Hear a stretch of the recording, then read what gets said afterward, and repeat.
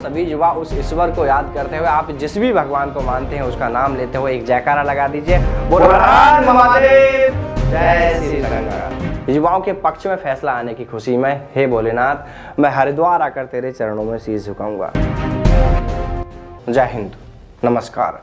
Army air force की पुरानी प्रक्रियाधीन भर्तियों को लेकर जनवरी 2023 के पहले सप्ताह तक कोर्ट का फैसला आने का अनुमान है।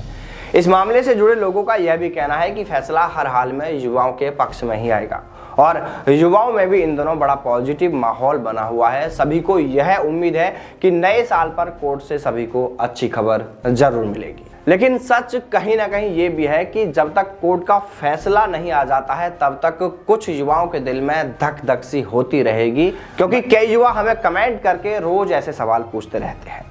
तो देखिए साथियों, वैसे तो भगवान ने चाहा तो नए साल पर आप सभी को खुशखबरी जरूर मिलेगी, क्योंकि भगवान भी तो देख ही रहा है कि आप लोगों ने कितनी मेहनत की है और फिर उसके पास आप सभी की हाजिरी भी तो लग गई है।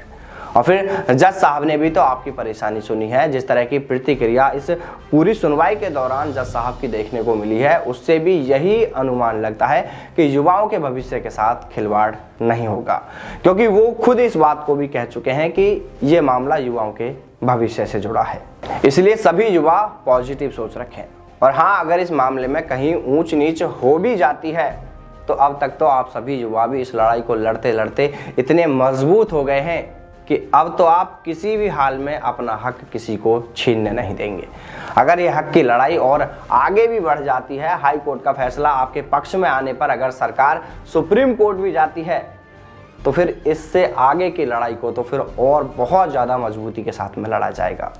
आपको कमज़ोर बिल्कुल नहीं पड़ना है, अपने हक की लड़ाई लड़ते रहना है। और देखना, एक दिन जीत इसमें युवाओं की ही होनी है, आप ही की होनी है। इसलिए सभी युवा ईश्वर से प्रार्थना करें कि हे भगवान, अब और ज़्यादा इंतजार मत कराना, हम पहले ही बहुत परेशान हैं। बड़ी आस, बड़ी उम्मीद है आपसे। घर में माँ बापू भी यही आस लगाए बैठे हैं कि फैसला बच्चों के पक्ष में आएगा, बेटा एक दिन फौजी जरूर बनेगा। इसलिए हे भगवान, अब हमें हमारा हक दिला दीजिए। और भोलेनाथ से मेरी भी यही प्रार्थना रहेगी कि हे भोलेनाथ, हे भगवान, हे शंभू, इन युवाओं को उनका हक दिला दीजिए। युवाओं के पक्ष में फैसला आने की खुशी में हे भोलेनाथ, मैं हरिद्वार आकर तेरे चरणों में शीश झुकाऊंगा। हे भोलेनाथ, इन युवाओं को अब तेरा ही सहारा है, तुझ पर ही उम्मीद है। हे ईश्वर, हे भोलेनाथ, इन युवाओं की लाज जरूर रखना। दोस्तों, आप सभी भी सच्चे मन से ईश्वर से प्रार्थना जरूर करें। कहते हैं कि जब कहीं पर भी कोई रास्ता दिखाई नहीं देता है तब दुनिया को वो ही रोशन करता है। सबसे बड़ा न्यायालय तो उसी के यहाँ लगता है। हमें प्रार्थना करके अपनी फाइल उसके न्यायालय में पहुँचानी है, क्योंकि वो न्याय जरूर करेगा। और कहा तो यह भी जाता है कि उसके यहाँ पर देर हो सकती है, अंधेर नहीं। इसलिए हमें पूरा विश्वास है, भगवान से यही आस है। और आखिर में सभी युवाओं से कहना चाहूँगा कि आप सभी युवा उस ईश्वर को याद करते हुए आप जिस भी भगवान को मानते हैं उसका नाम लेते हुए एक जयकारा लगा दीजिए। बोलो हर हर महादेव, जय शिव शंकर।